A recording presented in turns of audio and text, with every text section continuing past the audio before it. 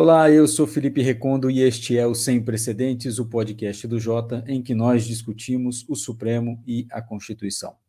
O Senado aprovou as indicações de Flávio Dino para o Supremo Tribunal Federal e de Paulo Gonet para a Procuradoria-Geral da República, uma sabatina de aproximadamente 10 horas, uma sabatina diferente no formato e também no conteúdo. É a primeira vez que uma sabatina é feita em conjunto de um ministro do Supremo, um candidato a ministro do Supremo e um indicado para a Procuradoria-Geral da República nesse formato. As perguntas serem feitas ao mesmo tempo para um e outro candidato, sem tempo, inclusive, para os senadores se aprofundarem sobre os compromissos e sobre quem é cada um dos candidatos. Ao mesmo tempo, foi diferente também no conteúdo, porque um dos candidatos estava ali mais como um político do que como simplesmente um candidato a juiz. E mais, Flávio Dino tem suas posições muito claras como ministro da Justiça, como deputado federal que foi, como governador de estado. Suas posições são muito claras. Os senadores não precisaram fazer qualquer esforço para questioná-lo sobre como ele vai atuar em casos específicos no Supremo Tribunal Federal. Suas ideias sobre tantos esses temas, todos esses temas, ou muitos desses temas, já foram expostas em seus discursos, suas manifestações ou entrevistas. Acaba que Paulo Gonet se tornou um absoluto coadjuvante nessa sabatina e nós não sabemos muito bem quem ele será como Procurador-Geral da República, o que pretende fazer, por exemplo, em relação ao combate à corrupção, um assunto que foi deixado muito de lado nessa sabatina. Para falar sobre a sabatina, seu formato, seu conteúdo, o que esperar daqui para frente dessas pessoas nos cargos que vão ocupar, estão aqui comigo Tomás Pereira, Diego Werneck, Juliana Cesário Alvim, nosso time completo aqui do Sem Precedentes. E eu começo com você, Tomás.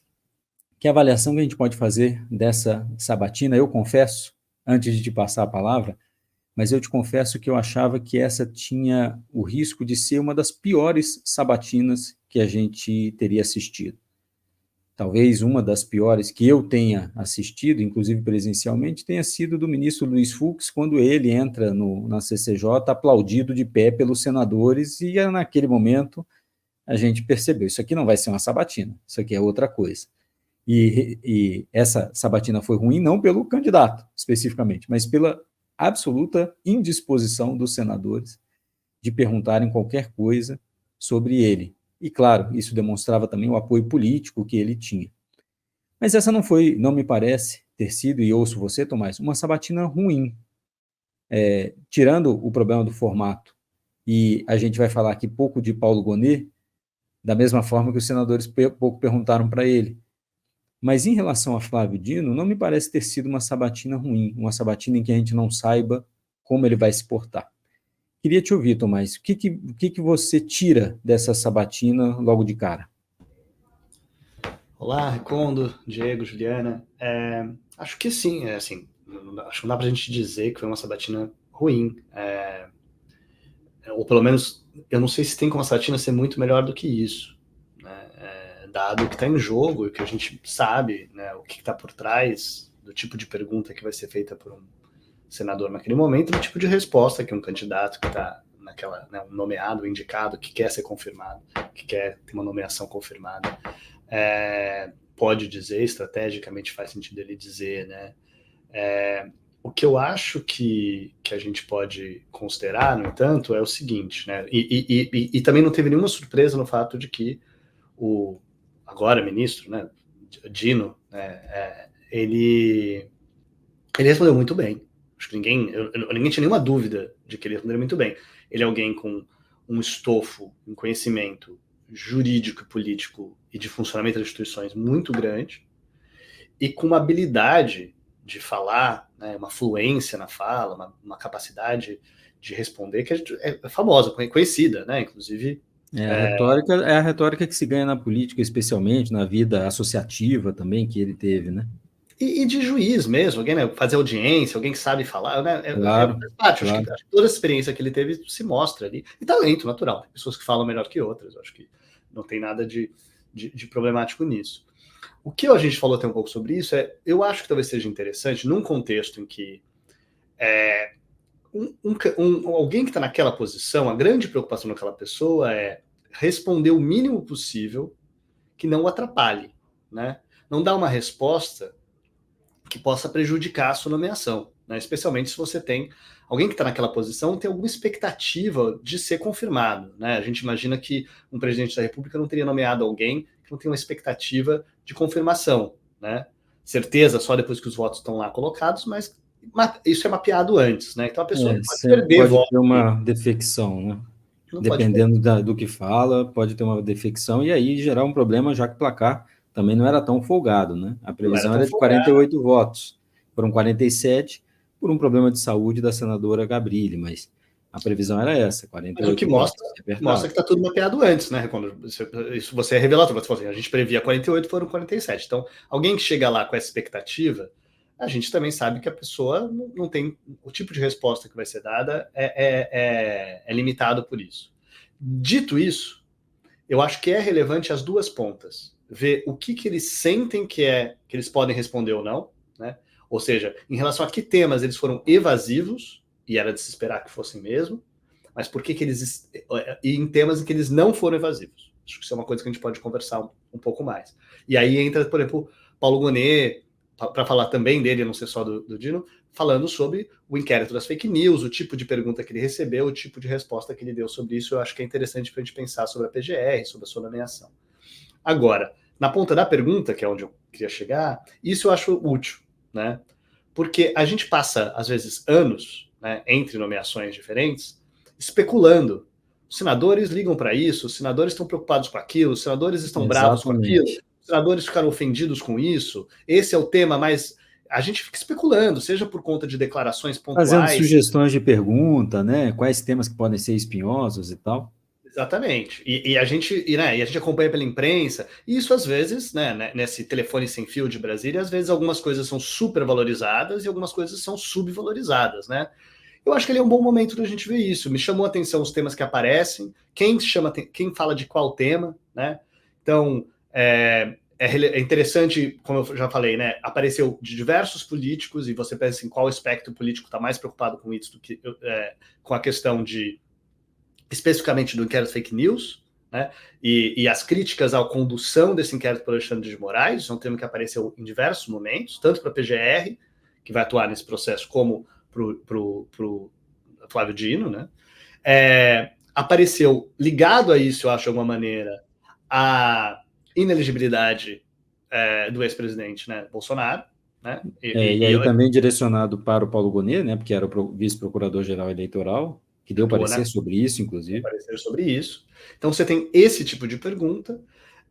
Você também tem perguntas que às vezes apareceram, né, que tem a ver com o Supremo nos chamados temas, nos direitos fundamentais, né, mas temas fundamentais que afetam grupos minoritários especificamente, né, o chamado, eu sei que existe uma crítica a usar esse termo, a Juliana talvez até possa falar disso, mas o chamado temas de costumes, né, não são temas de costumes, são temas de direitos fundamentais relevantíssimos, mas esses temas, né, como união afetiva, como aborto, evidentemente apareceu, mas apareceu especificamente de novo por alguns políticos, a pergunta foi feita, e às vezes a gente parece temas que aparecem pontualmente, por exemplo, e que é interessante você pensar sobre isso, né? Então, sei lá, marco temporal, é um tema que apareceu, mas apareceu às vezes de um senador que é de uma região do Amazonas, que tem relação e preocupação com questões fundiárias, né, com questões ligadas a uma base específica que tem a ver com agronegócio. Esse tipo de pergunta vem especificamente desse tipo de pessoa. Isso ajuda a gente a mapear. Ou então, lei das estatais, né? Então a gente percebe esses temas aparecendo de maneira pontual, mostra que eles estão no radar, mas o fato deles serem difusos, digamos assim, um senador pergunta, a maior parte não, e assim por diante, também chama atenção para a gente do que é comum entre eles, ou entre um bloco específico, né, da oposição ou do governo, e o que é pontual, e o que é relevante talvez para um ou dois senadores, talvez para uma minoria daqueles senadores, mas não Isso é para todos. diferente, hein, Tomás? Porque no passado a gente via vários senadores perguntando de várias dessas outras questões, né? Ativismo, por exemplo, é um tema que passou a ser tratado por vários senadores, né? Por exemplo, quando estávamos no julgamento do mensalão, muita gente perguntando sobre corrupção, ato de ofício e por aí vai, temas do momento. Mas você menciona isso agora e deu para ver realmente uma divisão, né? Alguns senadores perguntando de pautas muito específicas mesmo, e não enfrentando essas questões maiores, mais amplas.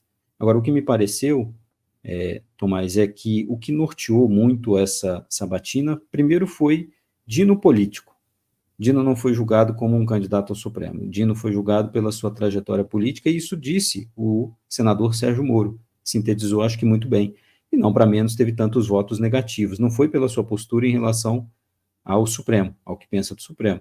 Foi pela sua postura política. E a outra coisa que também eu percebi de início, eu fiquei um pouco na dúvida se era uma boa estratégia, mas político sabe de estratégia muito melhor do que todos nós reunidos, né? Flávio Dino não baixou a guarda, ele adotou um tom político. Ele, sabendo que seria julgado como político, ele manteve o discurso político.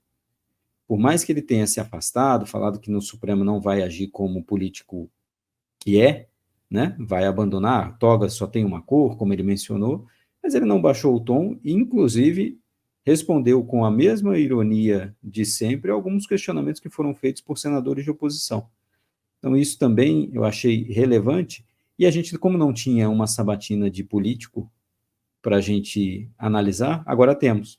Tivemos uma sabatina de um advogado puro sangue, Zanin, e a gente comentou, né, da dificuldade de se avaliar, notório saber de um advogado puro sangue, e agora tivemos de um político. Tudo bem que um político que também foi juiz, mas eu acho que isso foi bastante diferente, e algo que norteou, acho que várias perguntas, foi relação entre os poderes, e penso que a indicação do Flávio Dino vai ser útil para isso, para essa relação com o Senado, e é uma aposta do Supremo também, azeitar e melhorar a relação do Supremo com o Congresso Nacional. Talvez ele possa fazer isso. Queria passar a palavra aqui para o Diego, também me chamando para isso, Diego, suas observações primeiras sobre a sabatina, seja de um ou de outro, seja de Flávio Dino ou do Paulo Gonet, ou seja de ambos e da sabatina no geral. Bom, vou focar então, Felipe, no Flávio Dino.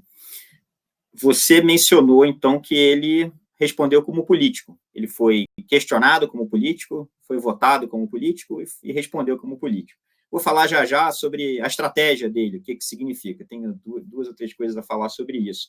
Mas, primeiro, observar que ele, na sua abertura, na sua fala inicial, tentou fazer essa distinção, né? Que é uma distinção que, em tese, não só ela é razoável, como ela é importante. Dizer, olha, uma coisa necessária, é a função do juiz, né? Necessária. Uma coisa é a função do juiz, outra coisa é a função do político. Pessoas podem ocupar esses papéis, cumprir bem os dois, e são maneiras totalmente diferentes de cumprir bem cada papel. Né? É totalmente possível, e é claro que não é por alguém ter sido político que necessariamente vai ser um juiz ruim. Para citar como exemplo, né, um ministro que sei que você vai concordar, Felipe, que foi, né, um ministro importante, Supremo, apesar do curto período, Paulo Brossard, que tinha tido uma carreira na política e foi um ministro, concorde ou discorde suas decisões, um ministro que agregou ali o tribunal, cumpriu bem aquela função de juiz. Mas eu acho que tem alguma coisa na maneira que ele adota para responder as perguntas que me faz pensar que esse ideal que ele coloca, né, separar o juiz do político, não me julguem pelo político que fui, que a pergunta permanece: você vai ser juiz? Você vai ser mais juiz do que político? Você vai... uma coisa é você ter sido juiz de primeira instância, não se questiona aqui que você sabe como o juiz deve se comportar, mas os tempos são outros, a posição é outra, e uma preocupação que existe, no caso do Flávio Dino, é como é que vai ser o comportamento futuro dele, vindo da política, com esse momento, né, político, entrando no Supremo. E eu acho que a postura dele, eu não acho que ela contribui para afastar essas preocupações. Por quê? Esse era uma opção para ele, né, ter escolhido responder como alguém que está deixando de ser político e está na antessala de se tornar juiz. Não me tornei ainda, mas preciso reconhecer que eu estou numa posição diferente agora. Eu não estou aqui como ministro da Justiça. Estou aqui como, né, nem como senador. Nem como senador. Estou aqui como ex-político pré-juiz. Né, e eu tenho que reconhecer essa situação especial. Acho que ele não reconheceu nas suas respostas. Do ponto de vista da estratégia, e uma coisa interessante, né? Você também falou que os políticos o reconheceram como um dos seus, né? Para o bem e para o mal. mas acho que, para o bem, houve uma coisa interessante no tom. Eu achei que foi uma sabatina, apesar da votação ter sido disputada, né, apesar de ter sido aguerrida no conteúdo, né, o tom foi super civilizado, né, no geral. Diego, é exatamente por isso, por ser um dos deles, ele é um senador também. Exatamente. Fosse outra coisa, talvez não tivesse sim, sido tão assim. Talvez e também porque ele é bom no debate, né? Ele é bom na retórica também. Sem dúvida, mas achei interessante que, né, a atenção que foi gerada pelo fato de ele ser político não se reflete no tom. Acho que é o contrário. Acho que o tom foi um tom melhor. E me permita só fazer um asterisco aqui no que você mencionou. Até por isso eu falei no princípio, quando eu ia passar a palavra para o Tomás, que eu achava que a sabatina ia ser ruim por várias dessas coisas, e ela foi boa, especialmente pelos senadores. A gente que tanto critica os senadores pelas perguntas que fazem, nessa, a oposição acho que agiu muito bem no questionamento e nas críticas que fez, nas observações que fez. Eu acho que tem que anotar, inclusive, o que a oposição mencionou aí, para depois olhar. Teve gente tentando mostrar áudio de zap e tudo, né? Teve essas tentativas, mas vamos deixar os fora da curva. Sim. Não prosperaram, não conseguiram. E foi impedido na hora, né? Não deixaram. Então, isso mostra também que isso foi limitado, mas o que eu ia falar só sobre isso, é curioso que você está chamando sobre isso, o número de senadores que quase que inverteram o que você está falando, né? Você está falando, é interessante que foi civilizado, não foi agressivo. Curioso o número de senadores que viraram para o Dino e falaram, Dino, eu estou vendo que aqui, como indicado, você está com um tom diferente, está tranquilo, está quase como se eles que tivessem com medo de que o Dino que fosse agressivo ali, né? Então é curioso que o civilizado foi mesmo dos dois lados, mas a gente esperaria alguns senadores talvez sendo particularmente agressivos, como a gente já viu em outros momentos. Eles não só não foram, como eles estavam falando, elogiando o Dino por ele ter sido menos, não ter sido irônico, não ter sido, mais afável. Né? E foi irônico. Diga, Juliana. Não, eu ia falar que também eu acho que contribuiu para distensionar, né, esse tom que antecipou aí a sabatina, mas que não se mostrou, que não se realizou na sabatina. Acho que as próprias credenciais que o Dino foi apresentando, credenciais da política, né? Então, várias vezes ele vai dizer, olha, eu tenho o apoio dos políticos do seu partido, que são do Maranhão. Eles se manifestaram a favor da minha indicação. O ex-presidente Sarney telefonou. Todas essas credenciais foram sendo apresentadas também no sentido de que reforça isso que o Recon está falando, né? De eu sou parte disso aqui, eu estou apoiado por isso aqui também. Então, eu fiquei com um pouco essa sensação, que essas credenciais foram apresentadas várias vezes também como forma de azeitar essa conversa. O Juliano, é aquilo, né? Julgado como político, tem o aval dos políticos, foi isso que ele apresentou. Apresentou ainda de ministros e do Supremo, inclusive, mas, enfim, a gente deixa isso um pouco para depois. Diga, Diego. Não, as credenciais dele, do Flávio Dino, são inegáveis, né? Uma pessoa que tem uma biografia pública notável, importante. Pois não, e estava falando isso desde o início aqui, né, Diego? O debate que nós fizemos aqui, tinha notório saber jurídico, não tinha notório saber jurídico? Ninguém falou nisso na sabatina, e mesmo a oposição reconheceu que era um não debate. Né? Sim. Então ficou claro que era uma disputa política, né? A votação foi resultado de uma disputa política, e se tem uma coisa que o Senado trata com respeito, embora vá tratar como briga, é disputa política, né? Então, acho que eu concordo com essa avaliação. Eu só observaria a estratégia dele o seguinte, ele estava mais ou menos já determinado o placar, né? E aí, eu acho que é interessante se perguntar por que ele não explorou a opção de falar menos, né? E de não responder certas questões mais como político. Em alguns momentos era indistinguível, talvez baixando o tom um pouco, né? Pode ser, como o Tomás observou com os senadores, mas em termos de como está formulando, ele respondeu como ministro de Estado ainda, né? Falando de algumas ações recentes, por exemplo, na discussão sobre a regulamentação, né, regulação de redes de plataformas, né, em resposta à pergunta do senador Flávio Bolsonaro. Ali ele fez um discurso totalmente político, a meu ver, um discurso, né, com toques de pânico moral, até falando de crianças, enfim. Mas eu acho que, para mim, a questão é a estratégia. Tudo bem, ele pode saber muito bem o que ele está fazendo como indicado naquela posição, melhor do que a gente, para certos objetivos. A questão é quais são os objetivos. Então, um dos objetivos que um indicado que tem uma trajetória política e que queira manter isso no radar na próxima década, não sepultar totalmente isso, é produzir conteúdo sobre si, é chamar atenção para si, é produzir, né, material que vai estar circulando, olha essa resposta do Dino, olha essa... Então, eu acho que há alguma coisa na maneira como ele escolhe responder que me faz manter a pergunta, que eu acho que ele tem total condição de ser um excelente ministro do Supremo que separa as coisas, que separa, né, a atuação do político da atuação do juiz.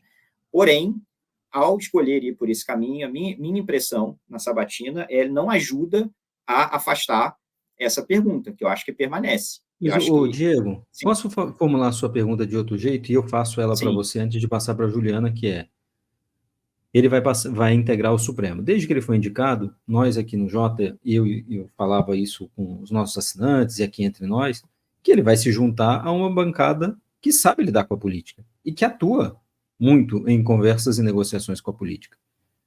Então, dizer que ele não vai vestir esse chapéu não significa muita coisa. Ele vai ser Rosa Weber ou ele vai ser Jobim?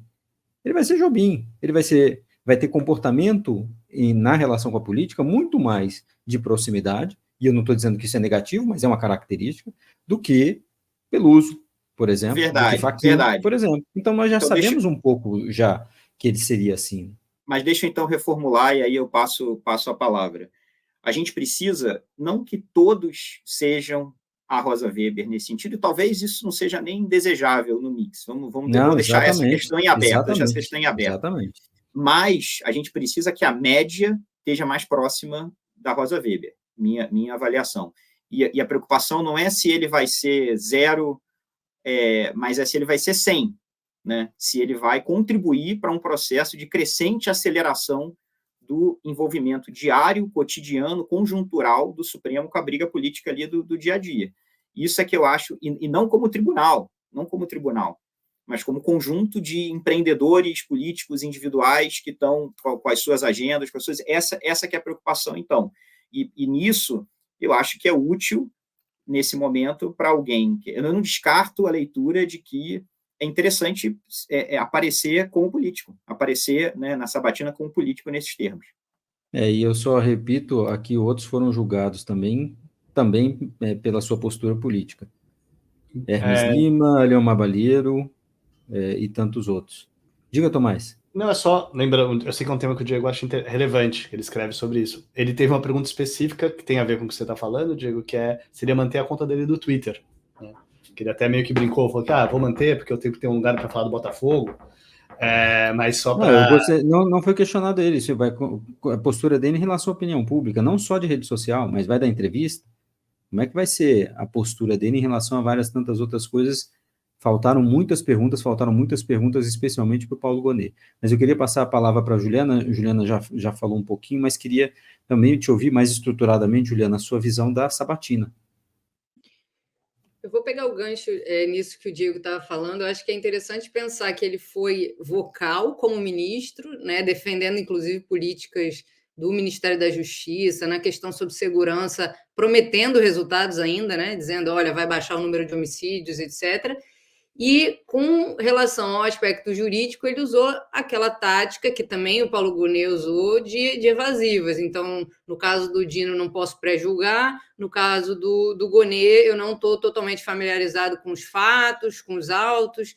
Então, eu preciso estudar melhor para poder dar uma posição responsável. Então, eu acho que esse contraste é interessante, né? Ele falar bastante como político, mas no jurídico, que talvez fosse o que a gente tivesse interessado ali em saber naquele momento, se valer dessas respostas que já são comuns, né? Com relação ao que o Tomás falou, do tom geral e dos temas, eu acho que uma coisa que é interessante da gente observar talvez seja uma certa passagem, né, do grande tema Lava Jato, que teve presente nas últimas sabatinas, talvez de maneiras diferentes, né? Até na questão do Zanin, de uma maneira mais diferente ainda, né? Dele como um participante ali, claro, exatamente, de toda a questão. Mas acho que isso ficou muito, muito rarefeito nessa sabatina. Me parece que nessa seara o foco se transferiu para 8 de janeiro, né? E aí foi onde a oposição bateu, pedindo compromissos, por exemplo, com relação também aos inquéritos que correm no Supremo Tribunal Federal, com relação aos casos que não foram ainda apreciados pelo ministro Alexandre de Moraes. Então, acho que talvez o 8 de janeiro seja a nova Lava Jato, pelo menos nessa sabatina que a gente viu, né? Uma tentativa de separar ali e de pedir certos compromissos, né? E acho que os compromissos também passaram essa questão das redes sociais. Acho que uma coisa interessante que apareceu na sabatina do Flávio Dino foi a discussão sobre se ele desistiria dos processos que ele tem contra outros políticos, né? Processos relacionados a agressões que ele teria sofrido, verbais, né? Ele, sua família, etc. E ele também se saiu com, bom, tem que ver o caso a caso. Inclusive, se eu não estou enganada, foi o Sérgio Moro, né, que Exatamente, pediu Sérgio Moro. esse compromisso. E é interessante como é que isso foi colocado também nessa chave de distensionar. Então, vamos distensionar as relações entre Congresso e Supremo. Isso daqui seria a chave. Acho que é importante perguntar em que medida isso está colocado nessas relações mais amplas, mas foi algo que foi pedido. E o Flávio Dino não se comprometeu, assim como o Paulo Gonet também não se comprometeu com o que foi pedido a ele, sob esse argumento de que eu não posso prometer nada agora que eu não vou poder cumprir depois, eu vou ter que avaliar quando eu estiver nessa nova posição, né? Só ainda falando um pouco mais sobre a questão do 8 de janeiro, acho que é interessante porque aparece não só na discussão sobre o papel do Dino, aí o Dino político, né? Essas cobranças relacionadas à CPI, forneceu ou não forneceu as imagens que tinha que fornecer, fez ou não fez o que tinha que fazer, e ele se justificando, inclusive levou documentos, né, a esse respeito, ofícios e comunicações e coisas desse tipo, mas também uma discussão jurídica sobre a atuação do Supremo e tudo mais, e que talvez teve menos espaço do que a própria discussão política. Então, eu acho que esses dois lados estão presentes aí, mas assim, em detrimento, talvez, do lado da discussão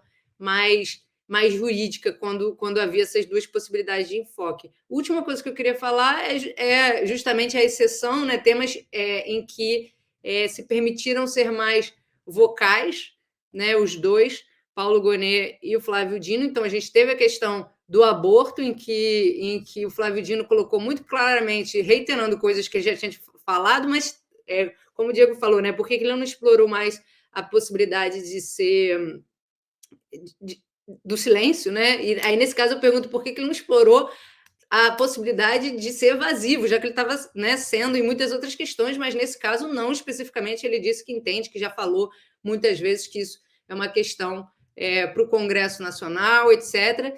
Então, é interessante, claro, com o conforto de que ele não vota nesse caso, mas ele se permitiu ser muito vocal com relação a isso, que para mim é uma coisa preocupante, porque a gente sabe que os ministros, mesmo quando eles não votam, eles podem exercer uma influência e podem mudar ali o equilíbrio de forças dentro do tribunal, nessa questão que é tão importante. Uma outra questão que o Flávio Dino também foi bastante vocal, e é interessante, acho que a gente pode também discutir mais, foi a defesa do judiciário, né? Então, quando alguns senadores da oposição levantaram questões sobre ditadura do judiciário, coisas desse tipo, ele foi muito, muito claro, né, ao afirmar que essa visão está errada, que isso não existe, que pode haver excessos, mas que o judiciário ele tem que ser defendido e tal. Então, nisso, ele adotou uma posição também bem explícita, né?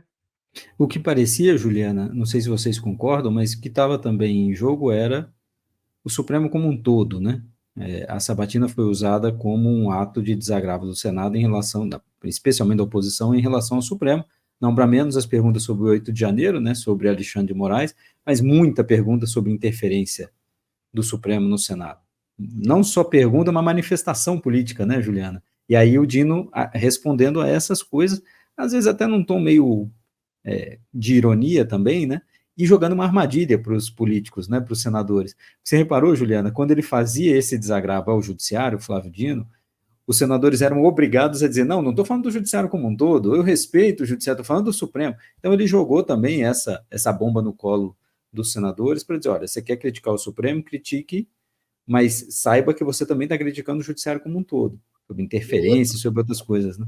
E um outro mecanismo que ele usou muito com relação a isso também era dizer, olha, tudo bem, decisões monocráticas têm que ser excepcionais nos casos de controle abstrato, mas, na verdade, vocês que decidiram isso. Vocês incluíram nos outros casos, em que talvez não tenha que ser tão excepcional, isso está nas regras de processo que foram promulgadas por vocês. Então, várias dessas críticas ele também voltava para o legislativo. E aí eu acho que, claro, é um argumento válido, mas traz uma certa confusão entre, primeiro, a instituição, né, Supremo, os problemas da instituição, e, claro, ele como ministro individual, o que ele pode se comprometer que ele faria, que ele mudaria na instituição, é muito limitado, né? Ele como ministro individual, não necessariamente vai ter esse poder, mas o que ele poderia se comprometer pessoalmente? Acho que são coisas diferentes, né, que ficaram um pouco ali embaralhadas, né? Mesmo essa posição individual, né, no julgamento de ações de controle concentrado, seria uma possibilidade, né, de ele mencionar. A outra coisa eu queria só trazer, diga, Diego, fica à vontade, para falar ainda sobre Dimington, porque eu queria depois falar um pouquinho ainda de Paulo Gonet, para a gente explorar isso, né, várias coisas, assim, o Senado tratou como coadjuvante, a gente também vai tratar um pouco como coadjuvante, acho que é absolutamente normal, mas acho que temos que enfrentar algumas coisas. Diga, Diego. O que a Juliana estava dizendo agora, essa conversa de você com a Juliana, me fez lembrar uma coisa que o Dino falou no início da fala dele, na fala de abertura. E escolher falar algo na fala de abertura é uma sinalização muito forte.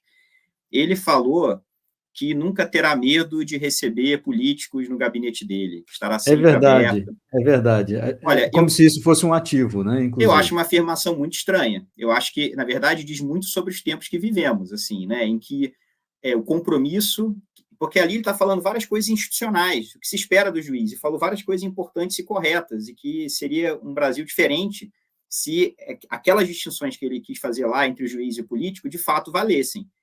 Né? Então, estou de acordo com o que ele quer traçar. Aí, em algum momento, ele vai, e eu acho que chuta a bola na direção do gol contrário, que é dizer, não terei medo de receber políticos ali, em vez de ele dizer, aliás, por que falar isso? Né? Não precisava falar isso. A gente sabe que tem senadores que sempre perguntam. Mas eu acho, Diego, desculpe te interromper novamente aqui, mas você estava perguntando isso e eu lembrei de uma assertiva que o Magno Malta vive fazendo. Sempre faz, exatamente. Né? E eu acho errada. Eu acho completamente errada e só demonstra a incompetência deles. Porque se a gente pegar todas as sabatinas disponíveis e assistir novamente, a sabatina do Fachin, você pode ouvir de novo e falar, ele avisou. Você pode ouvir a do Gilmar de novo e falar, aqui o Gilmar inteirinho, o do Jobim é a mesma coisa. As sabatinas mostram quem são as pessoas Barroso muito também. bem. Barroso também. Ninguém esqueceu de nada. Isso, e pior, essa assertiva do Magno Malta, agora os outros passaram a repetir como se fosse verdade. E acho que uma tentativa do Dino foi enfrentar isso. Assim, eu vou receber vocês. porque depois que vocês assumem, vocês ficam arrogantes e não recebem. Eu acho que um pouco foi o político querendo dizer, continuo sendo dos seus. Mas aí eu acho que isso está implícito. Eu acho que isso está implícito também nos apoios que o Diego já tinha mencionado, né? Nessa coisa de ele como um político de esquerda eleito governador do estado do Maranhão em oposição, obviamente, ao Sarney, ao seu grupo político, né? E dizer não, mas o Sarney está me apoiando. Né? Eu acho que isso está passando uma imagem de eu não sou sectário. Eu falo e não vai trazer perseguição, porque eu acho que havia um receio, Tomás, de que Dino indo para lá seria uma forma de o Supremo continuar perseguindo agora a oposição e a base do Bolsonaro e Bolsonaro. Ele tenta reagir a isso. Diga, Diego. Mas eu entendo, então deixa eu falar a pergunta, eu entendo por que ele quis falar isso do ponto de vista político. Eu só acho que vai contra todo o esforço dele de dizer toga não tem cor, juiz é diferente, aí ele vai e diz, vou receber todo mundo. Não é isso que eu acho que a gente deveria esperar de comportamento de ministro do Supremo. Isso, mas eu estou concordando com você, dizendo que isso é ele, volta ao que a gente falou, isso por mais que em vários momentos ele tivesse dito, eu vou ser juiz, toga não tem cor, mas que nós vimos uma sabatina de um político em vários momentos, e respostas de um político. As perguntas foram, muitas vezes, julgando a sua conduta política, e as respostas dele foram, muitas maneiras, olha só como eu me conduzi politicamente. Isso é um bom exemplo, né? Por mais que ele fale assim, julgue o juiz, não julgue o político, quando alguém vira para você e fala, como você vai ser como juiz? E ele fala, olha como eu fui como governador, e olha como as pessoas olha como eu governei com todo mundo, olha quem era a minha coligação, olha, o teu partido fazia parte da minha coligação, mesmo eu sendo, né, de um partido comunista. Isso ele tem essa contradição performática, digamos assim, que é o que você está falando. Né? Tem um momento que o discurso é, eu serei um juiz, eu vou voltar a usar a toga não tem cor, mas em vários momentos ele está dizendo, mas eu, enquanto juiz, para você vou julgar com todo mundo. E você pode ver como eu fui como governador do Maranhão, né? E olhando para o governo do Maranhão, você vai saber um pouco de quem eu sou político. E talvez seja verdade, mas tem uma sinceridade nisso também. Acho que é verdade, né? Que alguém que é sectário como político, talvez vai ser sectário como juiz, alguém que é agregador como político vai ser agregador como juiz, não tem nenhuma mentira nisso, não. Mas eu acho que você tem razão que tem essa contradição entre uma das camadas do discurso e o conteúdo do que está sendo dito mesmo, né? Se você parar para pensar.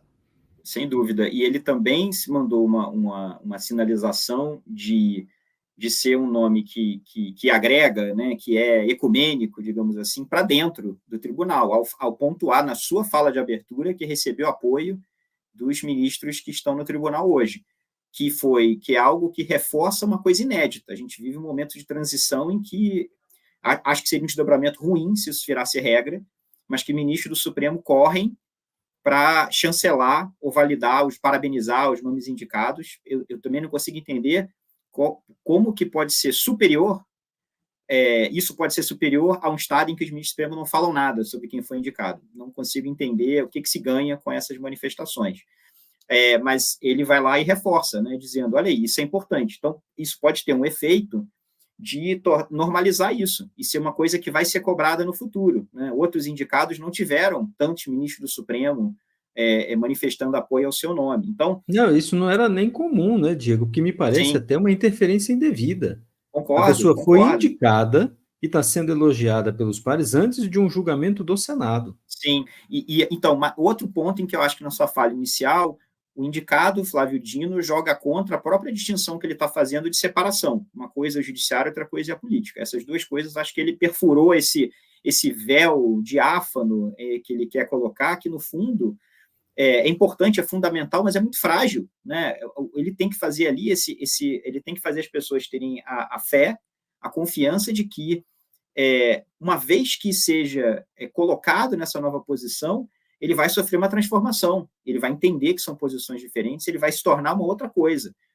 E aí, nesses dois momentos, ele escolhe explicitamente, não que ele não acredite que são posições diferentes, mas ele joga contra a distinção forte que ele estava tentando traçar ao longo da sua fala inicial de separação entre as duas coisas. Não me parece que a gente vai ter essa distinção tão objetiva, não. Eu queria falar só um pouquinho trazer um pouco para Paulo Gonet também, a parte da sabatina em relação ao Ministério Público. Durante o princípio da sabatina, houve muitos questionamentos sobre 8 de janeiro, inquérito de fake news, como o Tomás já mencionou, Juliana, Diego também. E ele não quis se manifestar sobre esses assuntos. E eu disse aqui para vocês antes, e falo aqui também para quem nos assiste, né? Eu tive a oportunidade de já conversar com Paulo Gonet, como vice-procurador-geral eleitoral, né, de entrevistá-lo sobre esses assuntos, e, de fato, ele nunca expôs muita coisa, muito pensamento sobre esse inquérito, nem mesmo sobre a abertura do inquérito pelo Supremo. Mas a evasiva dele foi muito contestada pelos senadores, muito contestada. E, claro, vamos ver a partir de agora que tipo de reação ele terá, sabendo, e eu acho que talvez isso explique também um pouco das evasivas, né? Primeiro, porque pode ser verdade, ele não tem acesso aos autos, ele não sabe o que está no processo, mas, em tese, ele poderia falar de várias coisas. Mas o fato de ele ter tido apoio, né, na sua indicação do ministro Alexandre de Moraes também. E faltou fazer questionamentos a ele, e ficaram muito em cima disso, mas numa comparação com o que foi feito no passado. Não uma comparação específica com Augusto Aras, mas reparem que não houve nenhum questionamento sobre a PGR na pandemia. Zero. Pandemia foi um não assunto. Não houve questionamento também sobre, acho que um senador questionou sobre Lava Jato, combate à corrupção. Não se fala no Ministério Público, e eu tive a oportunidade de participar de um evento recente no Ministério Público, futuro de combate à corrupção. Esse parece ser um não assunto hoje no Senado. E Lava Jato também sumiu. E a Vaza Jato? E o comportamento de Deltan Dallagnol, ou mesmo de outros procuradores, que tipo de comportamento, que tipo de censura o Ministério Público pode ter a esses tipos de comportamento? O que ele vai tentar impor no Ministério Público, né, de imagem ao Ministério Público daqui para frente? Isso passou absolutamente batido, a gente realmente não sabe o que Paulo Gonet pensa dessas coisas. Só me parece, de tudo que nós já sabemos, alguém com algumas posições conservadoras, mas que isso não necessariamente vai interferir no julgamento do Supremo, afinal de contas ele dá pareceres, não tem voto, ao contrário do que alguns senadores disseram, e também que vai ser muito discreto politicamente. E alguém que vai atuar, me parece, a PGR vai estar muito mais afinada ao Supremo do que esteve nos últimos anos. Isso pode ser uma mudança significativa. Diga, Tomás. Não, acho que é sobre isso, a gente estava conversando antes, né? Eu acho que chama muita atenção, como você disse, é interessante que ele foi perguntado o que, no final das contas. Com as perguntas sobre fake news, vamos tentar entender de onde que elas vêm e que tipo de respostas seria esperado de alguém que vai chefiar a PGR. Elas vieram, em geral, de pessoas que são críticas à condução do Alexandre de Moraes. Em geral, para ser sincero, não são por pessoas que são críticas por conta de um apego à legalidade processual profundo, em geral, nas suas biografias. É mais porque, em geral, vieram de grupos políticos que hoje estão associados ao bolsonarismo e se veem como possíveis objetos de investigação ou mesmo de punição nessa rede, né? Então, houve inclusive uma pergunta específica curiosa de alguém que pegou, falou assim, o meu inquérito, né? Isso foi uma coisa também, fiquei pensando se a gente já viu isso no Sabatina, né? O próprio senador perguntando sobre a condução do inquérito dele próprio, né? Em que ele está sendo investigado.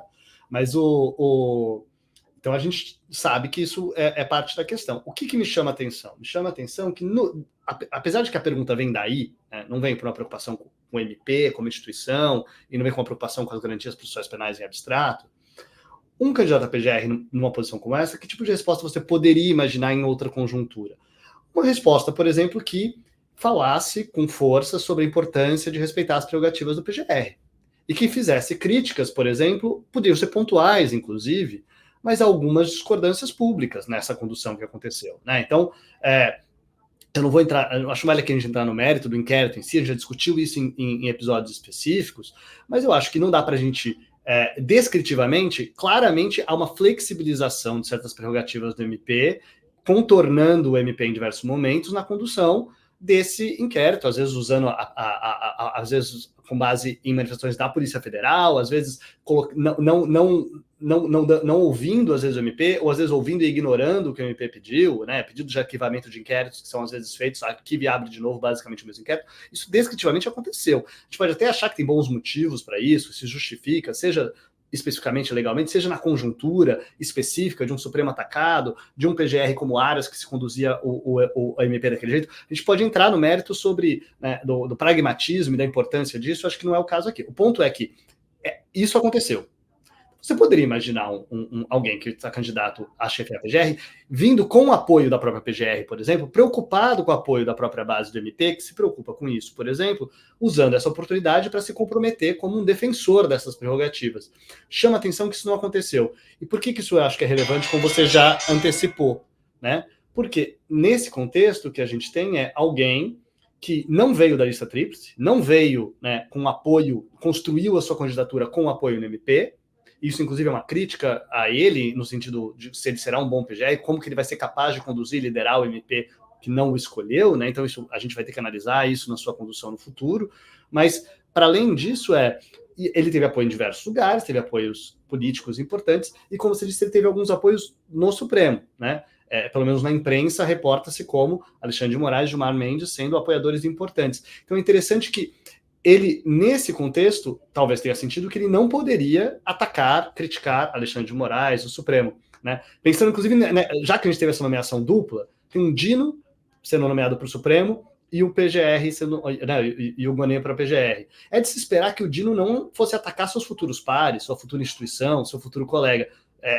o PGR talvez não precisasse ter, não é questão de atacar, né? Ele poderia ter sido respeitoso, poderia ter sem ataques pessoais, ou mesmo sem uma crítica radical a isso, mas ter pontuado preocupações, sua importância.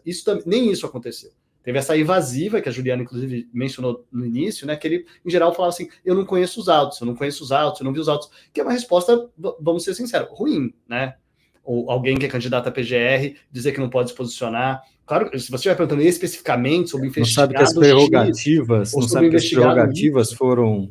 No contexto tem que ter decisões públicas, né? O inquérito foi aberto, foi questionado, teve um parecer do PGR pela sua abertura na época, inclusive. A PGR depois mudou de posição. Mesmo hein, Tomás, discutir a decisão do próprio Supremo, né? O Supremo tomou uma decisão pública. Tomou uma decisão, tem uma decisão pública sobre isso, várias decisões públicas, né? Sobre isso. Então, assim, eu diria que até porque fica até. Então, ninguém pode se posicionar sobre isso, talvez, né? Quem é que pode se posicionar sobre isso? Se alguém que é parte do Ministério Público, que está candidato a se tornar o chefe do Ministério Público, não tem informação sobre isso, quem no Brasil teria informação para discutir esse fato, para se posicionar sobre esse fato? De novo, eu acho que é diferente você pegar e falar sobre o inquérito de X ou de Y, sobre a decisão, sobre a busca e apreensão A ou B, esse tipo de coisa não, mas eu acho que existe uma questão sobre a sua abertura e a condução desse inquérito que faz parte do debate público nacional, político e jurídico. Então chama atenção ele ter optado por não responder sobre isso. Nem houve questionamento sobre combate à corrupção mesmo, futuro, como o Ministério Público vai tratar disso, mas se houve do ex-juiz Sérgio Moro, algo muito en passant que não foi explorado. Só para mencionar 2 pontos aqui, finais, e aí eu passo para a Juliana para um fato da semana, mas a primeira pergunta que houve sobre não ser a indicação de uma mulher para o Supremo veio de Sérgio Moro lá no meio da sabatina já. Foi um não assunto, assim como parece ter sido também um não assunto o questionamento sobre notório saber jurídico de Flávio Dino. Bom, agora teremos uma a falta da lista tríplice, eu diria também, né? Pelo menos a lista tríplice eu acho que foi mencionada. Não, mas não foi um grande tema. Não foi um tema. De fato, não foi um tema. Também não foi um tema, viu, Tomás? Isso me deixou um pouco encafifado, assim, mas porque eu acho que os senadores também não estavam nem um pouco preocupados com Paulo Gonet. Não foi uma pergunta sobre como ele vai estruturar isso. O candidato a vice de Paulo Gonet, que está sendo tratado, inclusive, como muito provável que seja ele, tem uma proposta de se fazer em Brasília um órgão central de apoio ao Ministério Público no combate à corrupção. Uma mudança, ele e José Adonis, subprocurador também da República, o Edimburgo e o José Adonis, formataram uma proposta nesse sentido e pode ser que ela avance agora, já que Edimburgo pode ser o vice de Paulo Gonet. E esse assunto não foi mencionado, sequer mencionado. Então, tem muita coisa que foi deixada de lado, bom para o Paulo Gonet, que entrou na sabatina para empatar e saiu com um placar bem largo e com 2 anos aí de mandato pela frente. Mas queria mencionar esses 2 últimos pontos e passar. Juliana, um fato da semana para nós fecharmos aqui o nosso penúltimo episódio do ano. Eu vou bem rapidinho dizer que começou o julgamento no Supremo sobre licença paternidade, né, uma ADO, em que se argumenta que houve omissão do Legislativo na regulamentação do direito à licença paternidade.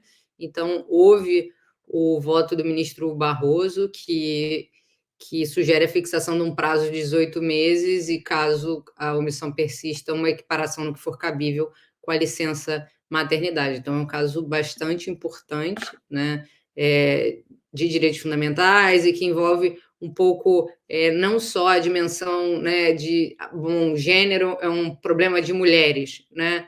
É uma discussão mais ampla que tem uma proposta aí mais transformadora das relações de gênero que envolvem homens e mulheres e não só são pertinentes a mulheres, né? Então, acho que é bem importante esse caso e vamos acompanhar.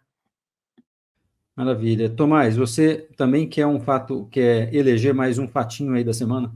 Eu vou dar uma roubada, na verdade, para a gente falar mais um pouquinho do tema principal. Então, eu vou dizer que a gente falou muito da sabatina, o fato da semana é a aprovação, a votação, confirmando a nomeação do Flávio Dino, mas para dizer o seguinte, para quem estava atento a isso e inclusive especulando sobre isso, inclusive a gente falou sobre isso, acho, no nosso episódio anterior, em que a gente discutiu isso, você antecipou isso aqui, Recondo, você falou que você esperava que o Flávio Dino teria menos votos que o Zanin, né?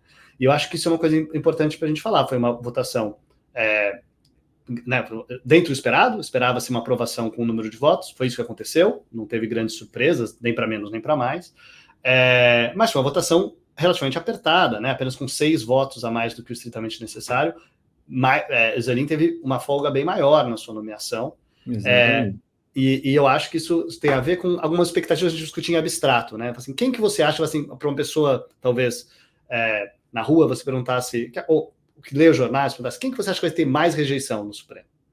Um senador, um político, um ex-governador, alguém que tem, que foi juiz, que tem uma carreira notável na sua relação jurídico-política, ou o Zanin, que foi um advogado particular durante a vida inteira e que é ligado pessoalmente ao presidente Lula como seu nomeado, como seu advogado particular, seu advogado privado. Né? Num país polarizado, no nosso contexto, quem que você acha que teria mais rejeição? Eu acho que muita gente apostaria, o Zanin, claramente. Né? Eu acho que essa seria a aposta. Então chama a atenção que não.